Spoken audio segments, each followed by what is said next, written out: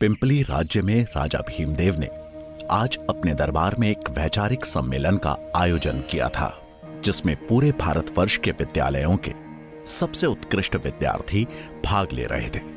सभी छात्रों के लिए दान दक्षिणा थी और जीतने वाले उम्मीदवार के लिए थी राजा के मंत्रिमंडल में मंत्री पद की कुर्सी। महामंत्री कृष्णस्वामी सभी प्रतिभागियों से समाज के हित के बारे में प्रश्न पूछ रहे थे। क्या नाम है तुम्हारा? मेरा नाम ज्ञानेंद्र है। अच्छा, ये बताओ कि सबसे ऊंचा क्या है? पर्वत। नहीं, स्वाभिमान। सबसे तरल क्या है? जल।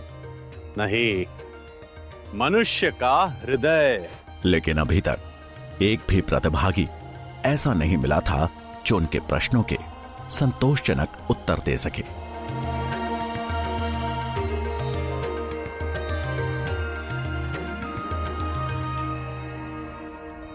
अपना परिचय दो। मैं चाणक्य पुत्र चाणक्य इस सम्मेलन में अपने महान विद्यालय तक्षशिला का प्रतिनिधि बनकर आया हूँ। मेरे शब्दों से तक्षशिला का सम्मान बढ़े, यही मेरी इच्छा है और लक्ष्य भी। अब मैं कुछ प्रश्न आपसे भी पूछूंगा। ये बताओ कि सबसे बड़ा शत्रु कौन है? अहंकार। अहंकार से बड़ा कोई और शत्रु नहीं। अच्छा, ये बताओ कि सबसे बड़ा धन क्या है? विद्या। विद्या ही सबसे बड़ा और अनमोल धन है। राजा भीमदेव ने उस उत्तर में कोई रुचि नहीं दिखाई। उनके लिए एक राजा के राजकोष का धन ही सबसे बड़ा धन था। और सबसे बड़ा वीर कौन है? दानवीर। चाणक्य का यह उत्तर राजा भीमदेव को चुभ गया। उन्हें लगा मानो चाणक्य उनकी संपन्नता, उनकी वीरता का उपहास कर रहा हो। रुकिए महामंत्री,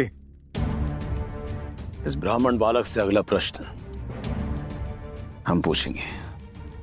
बताओ बालक, शास्त्र पढ़े या राजा? महाराज की जय हो। शास्त्र ही साम्राज्य की नींव रखते हैं और साम्राज्य राजा की, इसलिए सबसे पहले शास्त्र। तू अपनी सीमाएं भूल रहा बालक। तू एक भिखारी है और यहां दान मांगने आया है। चाणक्य को यह बात चुभ गई। राजा ने सिर्फ उनका नहीं बल्कि तक्षशिला का भी अपमान किया था। मैं तक्षशिला से यहाँ दान लेने नहीं आया था महाराज। मुझे लगा था यहाँ ज्ञान की पूजा होती है, पर मैं गलत था। जहाँ शास्त्रों का मान नहीं, वहां मैं एक क्षण भी रुक नहीं सकता। रुक बालक, तुझे जाने की अनुमति किसने दी? राजा भीमदेव का क्रोध सातवें आसमान पर था। वो तलवार उठाकर जैसे ही चाणक्य की ओर बढ़े तो महामंत्री कृष्णस्वामी हाथ जोड़ उन्हें रोकते हुए बोले, महाराज, आप तो दयावान हैं, ब्राह्मणों का आदर करना जानते हैं। इस बालक की ब्रह्म हत्या का पाप अपने सिर पर क्यों ले रहे हैं?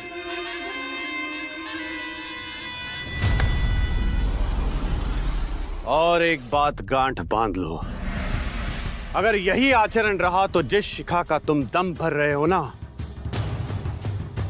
एक दिन ना तो वो रहेगी और ना ही उस शिखा को धारण करने वाला शीश।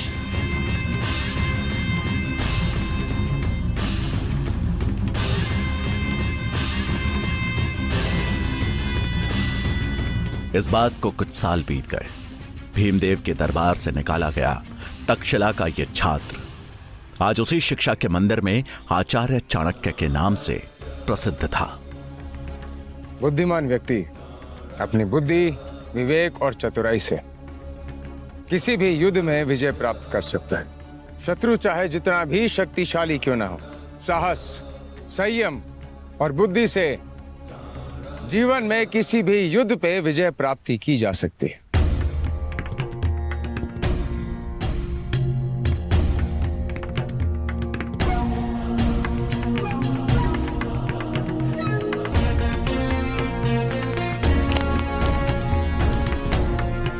खबर सुन चाणक्य चकित रह गए। सिकंदर कभी भारत पहुंच सकता है और ये सूचना अति शीघ्र महाराज धनानंद तक पहुंचनी चाहिए। आप तो जानते हैं ना, धनानंद कैसा राजा है, और भला वह आपकी बात क्यों मानेगा? मैं स्वयं महाराज के पास जाऊंगा अखंड भारत का प्रस्ताव लेकर। मेरा सुझाव मानिए, आप अपना कार्य कीजिए। बच्चों को शिक्षा देने का कार्य, उसी में भलाई है आपकी।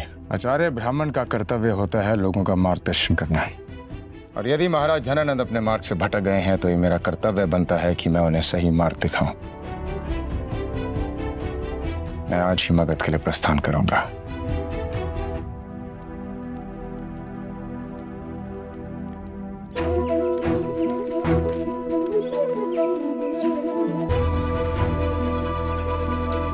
चाणक्य तक्षशिला से मगध के लिए निकल पड़े और 5 दिन का लंबा सफर तय कर पहुंच गए मगध की राजधानी पाटलिपुत्र।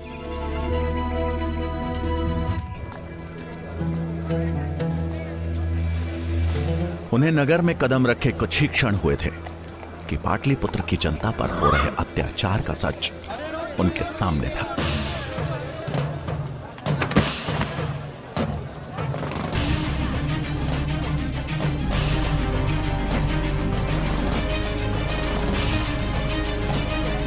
नगर के चौराहे पर कुछ सैनिक फांसी के फंदे से लटकते मृत शवों को नीचे उतार रहे थे।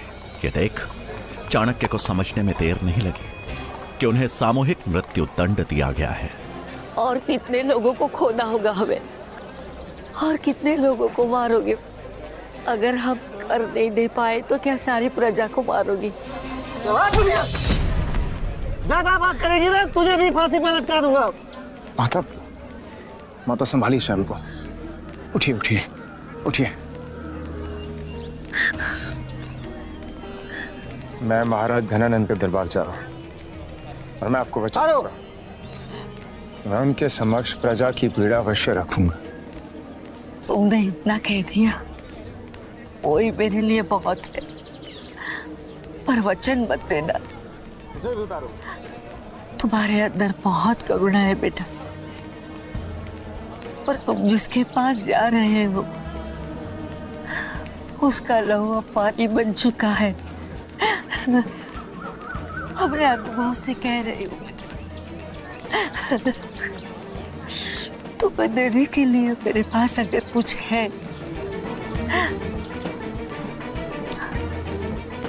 सिर्फ आशीर्वाद है।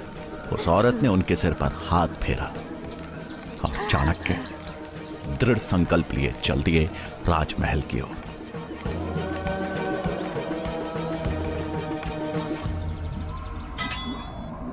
आप कौन हैं? तक्षशिला का आचार्य चाणक्य हूँ। एक महत्वपूर्ण कारण हेतु मेरा महाराज धनानंद से मिलना अत्यंत आवश्यक है। महाराज अभी व्यस्त हैं, आप यहाँ प्रतीक्षा करिए, मैं अभी महाराज को संदेश भिजवाता हूँ।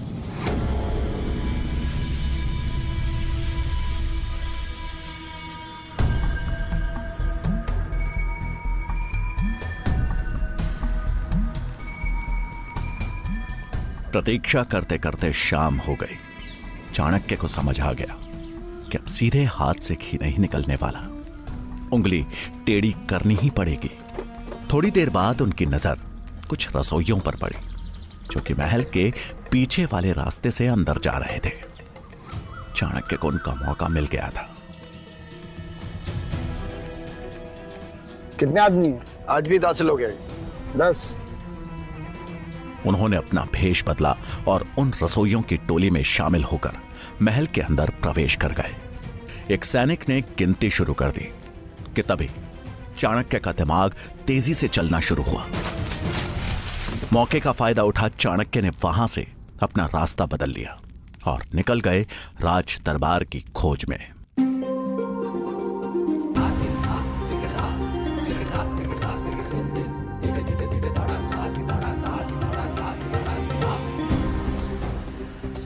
वो एक जगह रुक वापस अपने भेष में आए और कुछ ही देर में वो राज दरबार के अंदर थे। लेकिन ये क्या, राज दरबार में कोई राजसभा नहीं बल्कि सुंदरियों का नृत्य चल रहा था।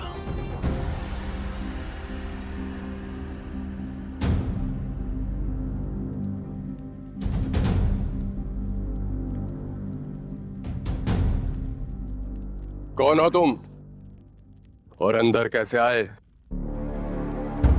प्रणाम महाराज। मैं तक्षशिला का आचार्य चाणक्य। प्रणाम आचार्य।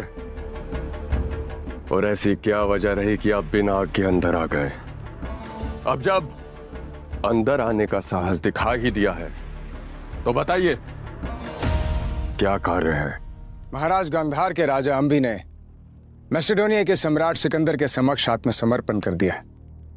अब सिकंदर कभी भी भारत पहुंच सकता है। हमें देश की रक्षा करनी होगी और उसके लिए हमें अखंड भारत का निर्माण करना होगा। और यही प्रस्ताव लेकर मैं आपके समक्ष आया।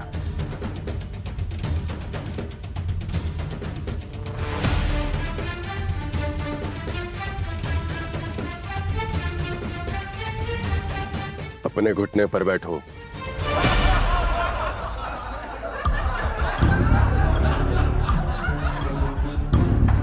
सुना नहीं? अपने घुटने पर बैठो। चाणक्य ने इस अपमान को सह लिया क्योंकि उस समय उनके मन में सिर्फ और सिर्फ प्रजा और देश की चिंता थी। कुछ बोलने से पहले ये याद रखना कि यही तेरी औकात है। महाराज, बहुत हुआ चाणक्य। 2 कौड़ी के शिक्षक हो तुम। अब तुम मुझे बताओगे कि राज्य कैसे चलाना है। तेरा भाग्य अच्छा है कि हम ब्राह्मण की हत्या नहीं करते, अन्यथा तेरा सर अभी तक धड़ से अलग हो चुका होता। चुपचाप अपना कार्य करो।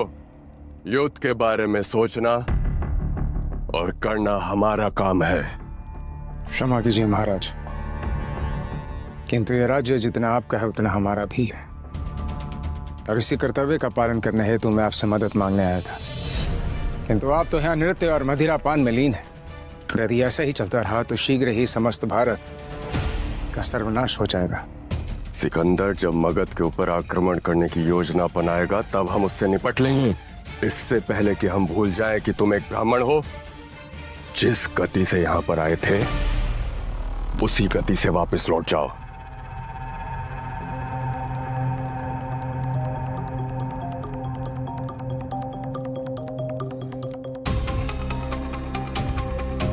मैं तो चला जाऊंगा महाराज,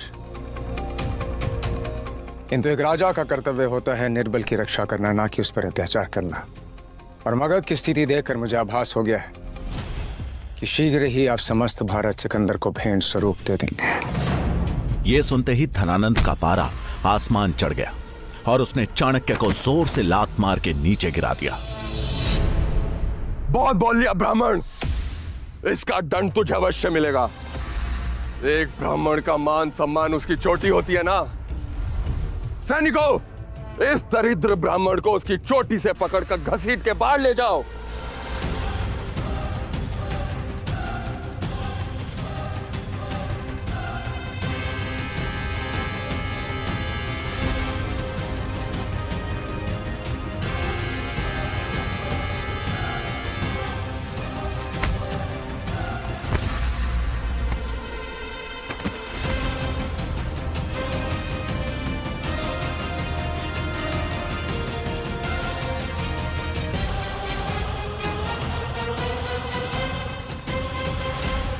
भूल होगी मुझसे जो तुझ जैसे पापी से मैं इस देश को बचाने की उम्मीद रख बैठा। अपमान किया है तूने एक शिक्षक का, ब्राह्मण की शिखा का, और तुझे इसका भारी मूल्य चुकाना पड़ेगा। मैं चाणक्य पुत्र चाणक्य, तक्षशिला का आचार्य, धरती और आकाश समेत 10 दिशाओं को साक्षी मानकर आज ये प्रण लेता हूं, जब तक तेरे और तेरे नंद वंश का समूल नाश नहीं कर देता, जब तक इस राज सिंहासन पे किसी योग्य राजा को नहीं बिठा देता, मैं अपनी शिखा नहीं बांधूंगा।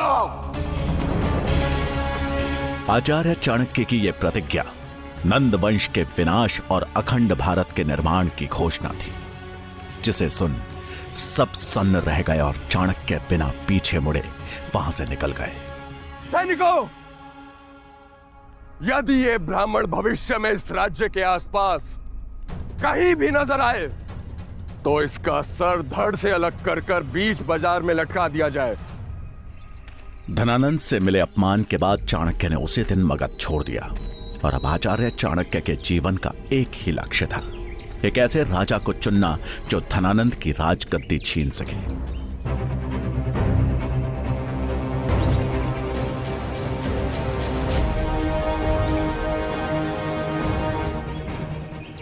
जंगल से गुजरते समय चाणक्य को एक 14 साल का बच्चा देखा। मैली धोती पहने और कमर में गुलेल लटकाए ये बच्चा चीते की तरह घात लगाए आगे बढ़ रहा था।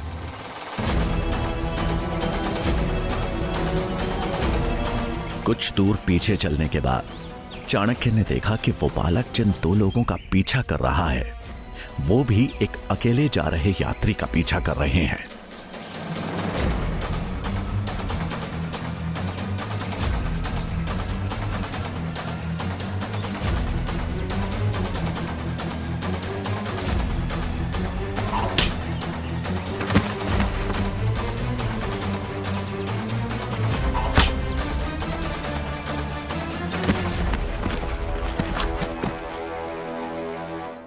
आप ठीक तो है? आपको चोट तो नहीं आई? तुमने आज मुझे सही समय पर बचा लिया, नहीं तो ये लोग तो मेरी जान ही ले लेते। अरे नहीं, ये लोग आपकी जान नहीं लेते, केवल आपको लूटकर यहाँ से चले जाते हैं। परंतु अब आप सुरक्षित हैं, आप यहाँ से जा सकते हैं। धन्यवाद।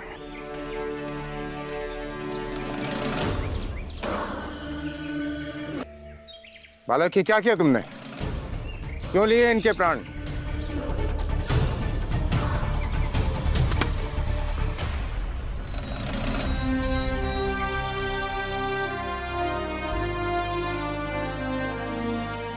ये दोनों लुटेरे हैं और अक्सर चाकू की नोक पे यात्रियों को लूट लेते हैं। अगर आज मैं इन्हें नहीं मारता तो उन यात्री के साथ हादसा हो सकता था। परंतु अब चिंता मत कीजिए, ये दोनों कुछ समय बाद उठ जाएंगे और तब तक वो यात्री भी कहीं दूर निकल चुके होंगे। तुम इतने विश्वास से कैसे कह सकते हो कि इन्हें कुछ नहीं हुआ? क्योंकि मैंने उन्हें एक ऐसी जगह मारा है जहाँ पे वो केवल मूर्छित हुए हैं, उन्हें चोट नहीं आई है। ये दोनों भी अपनी परिस्थितियों से विवश है, परंतु इसका मतलब ये तो नहीं कि चोरी करे। मेरे लिए वो यात्री और ये दोनों चोर एक समान है।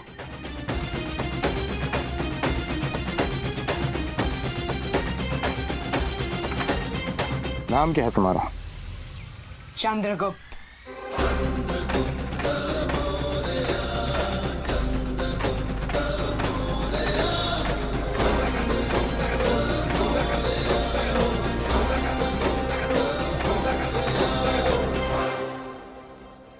इस बालक में मुझे मगध का भविष्य दिखाई दे रहा है। एक राजा में दया और वीरता का संतुलन होना चाहिए। धनानंद, तूने अपने अहंकार में मगध की इस पावन मिट्टी को भी कलंकित कर दिया है और अब इस कलंक को मिटाने की प्रक्रिया आरंभ होती है।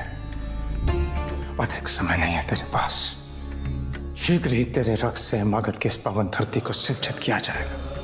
आज मेरी खोज समाप्त होती है। मिल गया मुझे मगध का भविष्य, मगध का भावी सम्राट। मगध के राज सिंहासन पे चंद्रगुप्त बैठेगा और उससे उस सिंहासन तक मैं पहुंचाऊंगा। क्या योजना बना रहे थे आचार्य चाणक्य? जानने के लिए देखिए अगला एपिसोड